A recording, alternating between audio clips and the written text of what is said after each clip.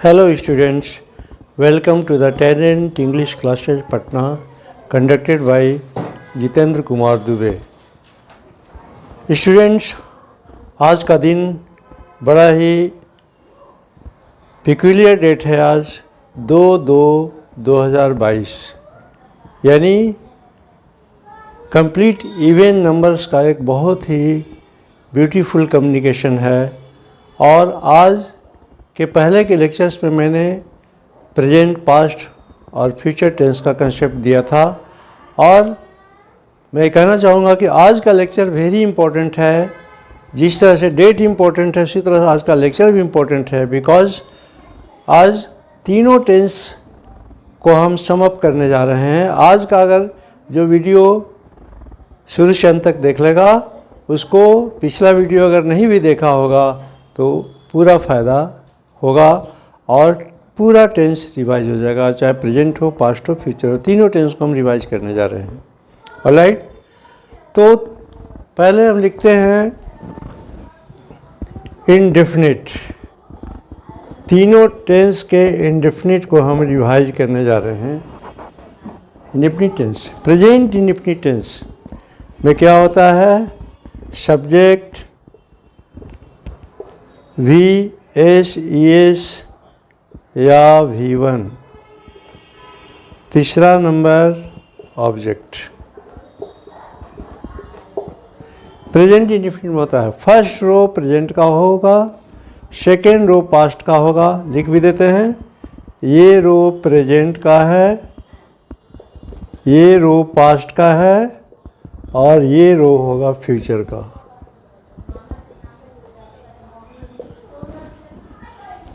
Present, past, future और सबका indefinite. Present indefinite में नंबर 1 सब्जेक्ट, वर्ब में एस या एस या वर्ब का पहला रूप, और थर्ड नंबर पे ऑब्जेक्ट रहेगा। और यह बताने की जरूरत नहीं है कि थर्ड पर्सन सिंगुलर नंबर के साथ एस एस और बाकी सब के साथ वर्ब का पहला रूप। जैसे मैं जाता हूँ, आई गो, वह जाती है, शी गोज, क्योंकि शी जो है थर्ड पर्सन सिंगुलर नंबर में आ जाता है। और मैंने शुरू में ही कहा था कि थर्ड पर्सन सिंगुलर नंबर के सब्जेक्ट के साथ वर्ब में एस या एस लगता है, और इसको छोड़कर दुनिया की तमाम जितने भी सब्जेक्ट्स होंगे उनके साथ वर्ब का फर्स्ट फॉर्म होगा। ऑलराइट, सो अब पास्ट इंडेफिनिट तो और आसान है। Subject V2 object, subject V2 object. वह कल आया, ही केम यस्टरडे। उसने मुझे इनाम दिया, ही गेव मी प्राइज। उसने मुझे इनाम दिया में डायरेक्ट ऑब्जेक्ट क्या है? इनाम है। और किसको दिया? मुझे दिया, ये इनडायरेक्ट ऑब्जेक्ट है। थोड़ा सा डायरेक्ट और इनडायरेक्ट ऑब्जेक्ट में कभी कन्फ्यूजन है। हर टेंस में सबसे पहले इनडायरेक्ट ऑब्जेक्ट होता है। ही गेव मी, उसने मुझे दिया। मी क्या हुआ? इनडायरेक्ट ऑब्जेक्ट, और प्राइज क्या हुआ? Direct object. तो इस तरह से सब्जेक्ट V2 ऑब्जेक्ट। फ्यूचर में क्या होगा? सब्जेक्ट तो शुरू में रहेगा ही, सब्जेक्ट, दूसरा नंबर पर शैल या विल, बताए थे आपको, आई वी के साथ शैल, अदर्स के साथ विल, थर्ड नंबर पे वर्ब का फर्स्ट फॉर्म और चौथा नंबर पे ऑब्जेक्ट। ये तीनों टेंस का इंडेफिनिट फॉर्म मैंने डील किया। फिर से एक बार सम अप कर देते हैं। प्रेजेंट इंडेफिनिट में सब्जेक्ट वर्ब में एस या एस या वर्ब का पहला रूप, थर्ड पर्सन सिंगुलर नंबर के साथ एस एस, सब्जेक्ट के साथ वर्ब में एस एस, जैसे he goes, I go, we go, they go, dogs bark. लेकिन डॉग रहेगा तो डॉग बार्क्स, क्योंकि थर्ड पर्सन सिंगुलर नंबर का सब्जेक्ट हो गया। ऑलराइट, ऑब्जेक्ट तो लास्ट में रहेगा ही। इसी तरह पास्ट में S V2 object, S V2 object, subject V2 object. Alright. तो ये जैसे वे लोग कॉलेज गए, they went to the college. मैं जाऊंगा, आई शैल गो। वे लोग जाएंगे, दे विल गो। ऑलराइट। इस तरह से मैंने तीनों टेंस के इंडेफिनिट को मैंने समअप किया, ये आपको बताया। अब मैं चलता हूँ कंटिन्यूअस टेंस। कंटिन्यूअस केवल लिखेंगे और तीनों टेंस को देखिए। प्रेजेंट का कॉलम हुआ, प्रेजेंट, ये हुआ पास्ट, ये हुआ फ्यूचर, और तीनों का हम क्या डील करने चाह रहे हैं? कॉन्फॉर्म, कॉन्टिन्यूअस फॉर्म डील करने जा रहे हैं। अब देखिए कंटिन्यूअस मतलब तीनों ही फॉर्म में वर्ब में आईएनजी लगेगा। पहले सब्जेक्ट तो सब में रहेगा, सब्जेक्ट को शुरू में और ऑब्जेक्ट को लास्ट में, ये लिखने में कोई कंजूसी या कोई इसमें दिमाग की ज़रूरत नहीं है। तीनों ही टेंस के कंटिन्यूअस फॉर्म में या किसी भी टेंस के एक नंबर पे क्या रहेगा? सब्जेक्ट रहेगा। सब्जेक्ट सब्जेक्ट सब्जेक्ट, ठीक है। प्रेजेंट हो, पास्ट हो, फ्यूचर हो। अगर सब्जेक्ट बर्ड है तो प्रेजेंट में वो क्या मैन नहीं हो जाएगा, है कि नहीं? अगर ऑब्जेक्ट राजू है तो प्रेजेंट, पास्ट, फ्यूचर जो भी हो राजू राजू ही रहेगा। तो इसे सब्जेक्ट पहले लिख देंगे। प्रेजेंट कंटिन्यूअस में एम, इज, आर। ध्यान रखिएगा, हर कंटिन्यूअस टेंस में कोई ना कोई एक्सुअलरी वर्ब रहेगा। प्रेजेंट में जिस तरह एम, इज, आर रहेगा, पास्ट में वाज या वेयर रहेगा, फ्यूचर में क्या रहेगा? शैल बी या विल बी। शैल बी या विल बी। ऑलराइट। दूसरी सीढ़ी तक हम लोग पार कर चुके। तो एम किसके साथ? आई के साथ एम, ही, शी, इट के साथ इज, बाकी सब के साथ आर। आई के साथ वाज, ही, शी, इट के साथ वाज, बाकी सब के साथ वेयर। बता चुके हैं हम। Just I revise you today. I we के साथ शैल बी और अदर्स के साथ विल बी। अब तीसरा नंबर देख कितना आसान है। किसी भी कंटिन्यूअस में पहले भी मैं बार बार कह रहा था, भर प्लस आईएनजी, भर प्लस आईएनजी, भर प्लस आईएनजी। देखिए खाली सब्जेक्ट और भर प्लस आईएनजी एक जैसा है तीनों ही टेंस के कंटिन्यूअस फॉर्म में। बदल क्या रहा है? एक्चुअली वर्ब बदल रहा है, बाकी कुछ नहीं बदल रहा है। ध्यान देने वाली बातें हैं। और इस तरह से चौथे नंबर पे ऑब्जेक्ट रहेगा ही। Object, object, object. जैसे मैं टहल रहा हूँ, आई एम वॉकिंग। वह किताब पढ़ रही है, she is reading a book. Alright. वे लोग पटना जा रहे हैं, they are going to Patna. कितना आसान है, सीढ़ी से उतरते जाइए। प्रेजेंट कंटिन्यूअस खत्म। पास्ट कंटिन्यूअस, मैं टहल रहा था, आई वाज वॉकिंग। अगर ऑब्जेक्ट नहीं तो यहीं ख़त्म हो जाएगा। ऑब्जेक्ट है, वे लोग किताब खरीद रहे थे, they were buying a book. Right. तो इस तरह से हम लोग का काम और आसान होते जा रहा है। कंपैरेटिव पढ़ने का मतलब ये है कि हम थोड़ा उसमें अपने दिमाग में उसका बेसिक जो स्वरूप है, बेसिक स्ट्रक्चर है, उसकी जानकारी हमारे दिमाग में हमेशा होगी। कंटिन्यूअस का कैसा स्ट्रक्चर होता है? तो क्या स्ट्रक्चर होता है? पहले फीचर बता लेते हैं। सब्जेक्ट शैल बी या विल बी, भर प्लस आईएनजी ऑब्जेक्ट। जैसे मैं खेलता रहूँगा, I shall be playing. Alright. तो इस तरह से present continuous tense, past continuous tense और फ्यूचर कंटिन्यूअस टेंस, तीनों ही कंटिन्यूअस का मैंने खाका यहाँ पर खींच दिया है। कंपेयर क्या करेंगे? सब्जेक्ट तीनों में लिखाएगा, जिस कंटिन्यूअस का जो सहायक क्रिया होगा उसको लिखेंगे सब्जेक्ट के अनुसार जो सूट करेगा। प्रेजेंट में एम इज आर लिखेंगे, पास्ट में वाज या वेयर लिखेंगे और फ्यूचर में शैल बी या विल बी। वर्ब में आएंगे तो तीनों ही टेंस में लगेगा कंटिन्यूअस में और ऑब्जेक्ट रहेगा ही। अब मैं समझता हूँ कि इसको अब ज़्यादा और क्लियर करने की आवश्यकता नहीं, आप लोग आसानी से समझ गए होंगे। अब मैं कंटिन्यूअस के बाद क्या आता है, परफेक्ट।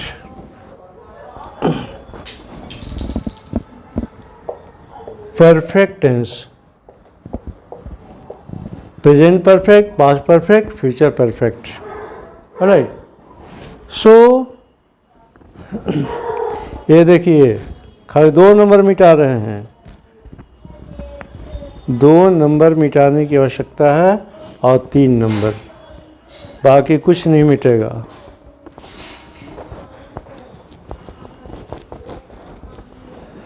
देखिए सब्जेक्ट के बाद प्रेजेंट परफेक्ट में क्या होता है, हैज या हैव, हैज या हैव।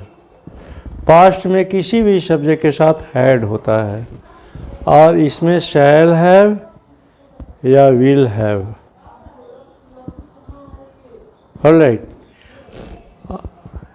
ही शी इट के साथ हैज होगा और बाकी सब के साथ हैव होगा। वी के साथ हैव, यू के साथ हैव, दे के साथ हैव, ही शी इट या कोई नाम रहेगा तो हैज होगा।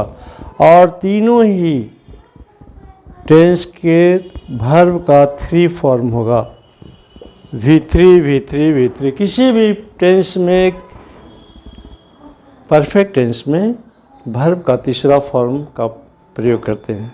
ऑलराइट, जैसे मैं खेल चुका हूँ, आई हैव प्लेड क्रिकेट, मैं क्रिकेट खेल चुका हूँ, आई हैव प्लेड क्रिकेट। वह सो चुकी है, शी हैज़ स्लेप्ट। अब इसमें आइए, मैं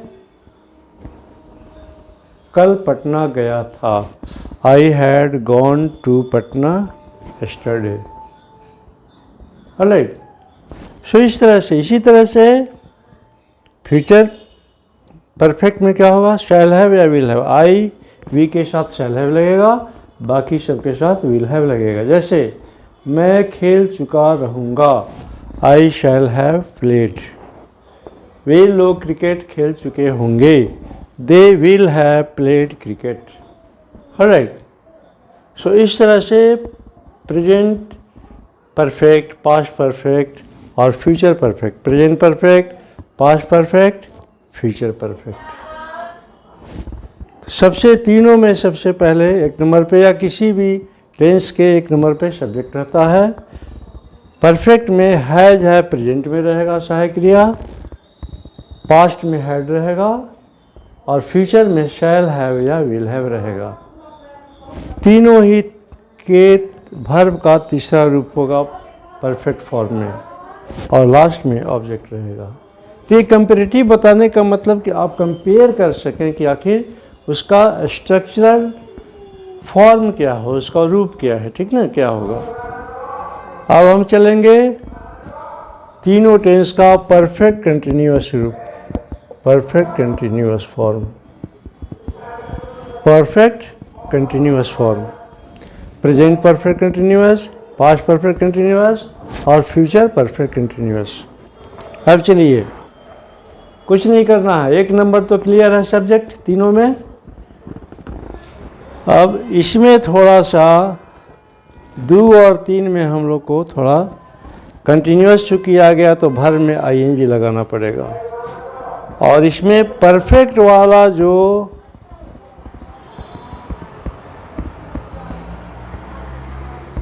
सहायक क्रिया होता था हैज या हैव, उसमें बीन लगा देंगे, बीन। अब वर्ब में आईएनजी लगा देंगे।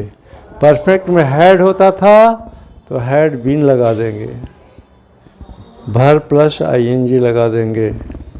शैल हैव बीन हो जाएगा, बीन लगा दीजिए, will have been, verb plus ING. कितना आसान है। टेंस इन वे कह सकते हैं कि टेंस को हम लोग सिंप्लीफाई कर रहे हैं, टेंस का फॉर्मूला बना रहे हैं। अब देखिए, अब इसमें थोड़ा एक बात और बताए थे कि सिंस या फॉर, सिंस या फॉर छठे नंबर पर गिवन टाइम, गिवन टाइम का मतलब दिया हुआ समय। इसमें भी सिंस या फॉर, छठे नंबर गिवन टाइम, जो समय दिया हो, 2 घंटों से, 2 वर्षों से, 5 बजे से, इस टाइप का। 5 में क्या सिंस फॉर मत, आँख बंद करके सिंस मत लगा दीजिएगा। फ्रॉम या फॉर बताए थे, फ्यूचर परफेक्ट कंटिन्यूअस से बता रहे थे, तो फ्रॉम या फॉर, जहाँ सिंस लगता था पॉइंट ऑफ टाइम के लिए प्रेजेंट और पास्ट परफेक्ट कंटिन्यूअस टेंस में, तो वहाँ फ्यूचर परफेक्ट कंटिन्यूअस में फ्रॉम का प्रयोग होगा पॉइंट ऑफ टाइम को डिनोट करने के लिए। बाकी फॉर का तो वही है, पीरियड ऑफ टाइम के लिए फॉर का प्रयोग किया जाता है।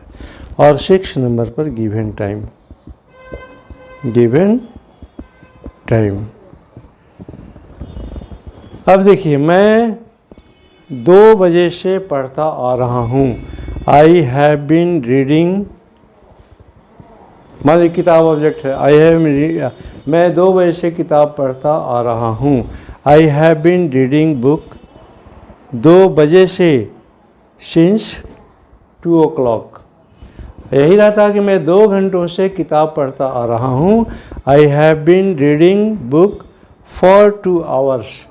ओ क्लॉक चूँकि घड़ी का समय है, फिक्स टाइम है, पॉइंट ऑफ टाइम है, तो सिंस लगेगा। और 2 घंटा एक अनुमानित समय है। 2 घंटा का मतलब एकदम घड़ी देख करके नहीं 120 सेकेंड, ऐसा नहीं होता है, सॉरी 120 मिनट। 2 घंटा का 2 घंटा से पढ़ रहे हैं, इसका मतलब ये नहीं कि घड़ी देख करके एकदम 120 मिनट, उसमें एक आध मिनट आगे भी हो सकता है, एक आध मिनट, इसलिए पॉइंट नहीं है कहा जा सकता है। 4 से 6 बजे भी 2 घंटा हो सकता है, 6 से 8 भी हो सकता है, 8 से 10 भी हो सकता है, और थोड़ा सा इधर उधर भी हो सकता है 2 घंटा। लेकिन 2 बजे से, तो 2 बजने का एक पॉइंट होता है। सोमवार से, सोमवार का एक पॉइंट होता है, संडे के बाद, संडे के बाद मंडे, सिंस मंडे, ठीक है। वह